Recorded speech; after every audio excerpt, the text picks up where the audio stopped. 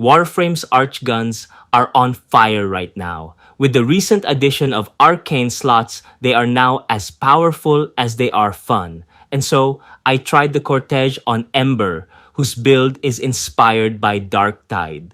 Darktide is a cool looking game like Warframe. It has this character class called the Zealots, and they use a flamethrower.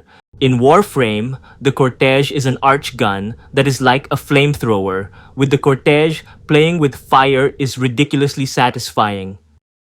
The Cortege can one-shot disruption demolishers.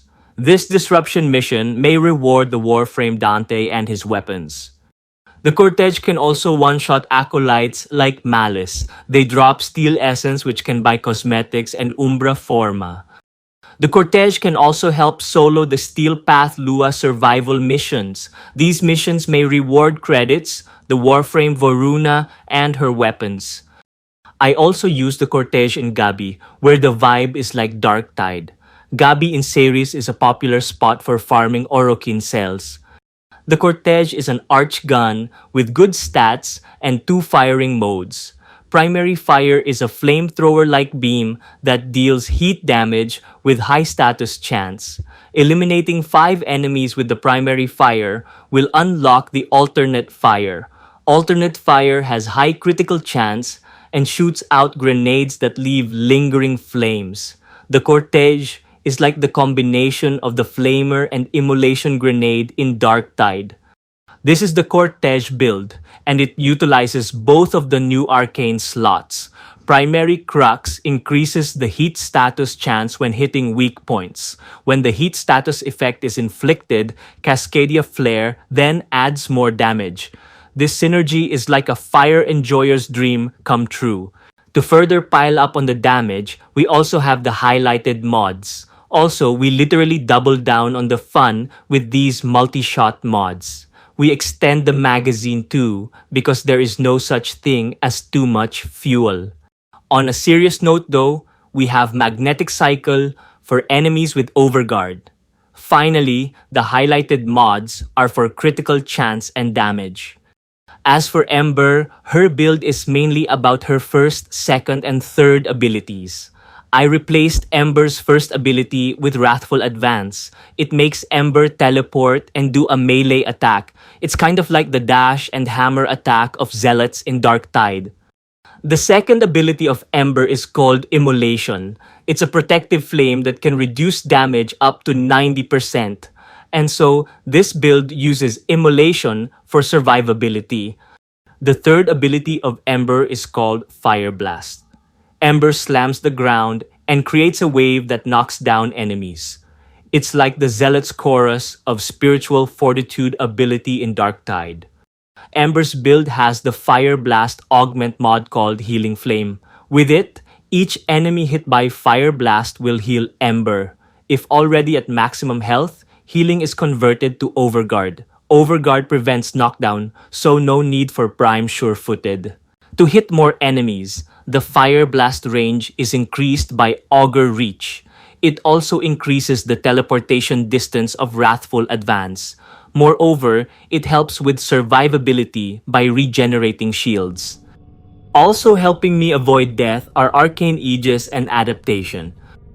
They all work with Immolation and Fire Blast to increase survivability. Aside from helping with survivability, Fire Blast also strips armor. It also deals heat damage, which is increased by the highlighted mods. The heat status effect from Fire Blast activates Arcane Hotshot. It increases the critical chance of the Cortege and Arca Titron. Arca Titron can red crit due to Hotshot and Wrathful Advance. The Cortege's critical chance can increase further with Worthy Camaraderie. Finally, the highlighted mods help provide energy to all of the abilities. As for the shards, I have a yellow for energy orb effectiveness. This is to compensate for not using Arcane Energize. I'm also using blue shards to increase energy capacity. Finally, I have red shards to buff my hammer's critical damage. By the way, please hammer the subscribe button and notification bell. Thanks! The Arca Titron is a hammer with a unique trait. The slam attack becomes stronger as it eliminates enemies. Also, it inflicts electricity, so it's great with melee influence. When electricity is inflicted, melee influence might spread status effects. So here's the Arca Titron build with the melee influence arcane. For the status effect, I chose Blast because explosions are fun. Then, I added the highlighted mods to increase the status damage. Meanwhile, to buff the slam attack damage, I have Seismic Wave. And to buff the overall damage, I added Primed Pressure Point. Meanwhile, the highlighted mods are for Wrathful Advance. I only use that ability to roleplay Darktide, so those mods can be replaced. Finally, I'm using this stance mod just to increase mod capacity. As for the Drifter, I only have the weak Sirocco amp, so I shoot the Thrax only while they are consuming enemies. That's when they take more damage. This slows down survival missions, but the build can catch up. As for the Focus School, I am using Zenuric. With Energy Nexus, Zenuric's Wellspring provides decent energy. By the way, I don't have a companion to help with energy. This is just because I believe Darktide's Zealots don't have any. Finally, the other stuff are just there as fillers. Now, this is how I usually play this build. When the mission starts, I Wellspring to build up energy. Then I activate Immolation and forget about it. During the mission, I Wellspring to maintain energy. I use the energy mostly for spamming Fire Blast. This maintains my overguard while armor stripping enemies. Early in the mission, I use the Arca Titron on enemies. I also use the Cortege primary fire on trash mobs. This unlocks alternate fire, which I use on tougher enemies. As for the Thrax, I shoot them with the Sirocco while they consume enemies. Besides the build, the fashion was also inspired by Darktide. For the Drifter, it's mostly Drifter, Scaldra, and Galvanic stuff. The hair is Aoi's, while the Siandana is Wolf of Saturn. For Ember, the Siandana is called Chem Tank Intenogen. For her skin and attachments, it's mostly Grax and Grenier. The colors are mostly from the Grenier and Gamma palettes. And there we have it. Thanks for watching this Warframe build and fashion video. For suggestions or questions, just let me know in the comments below. These manifestations, they aren't from the neural sentry. Destroy them. They are drawing from your life support.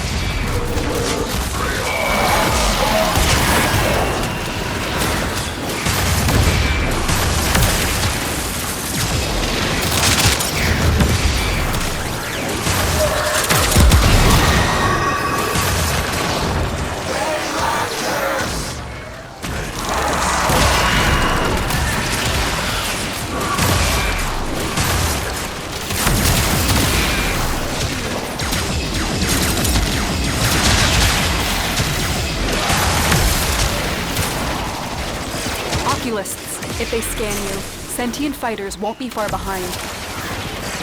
They know you're here. Prepare for sentient fighters.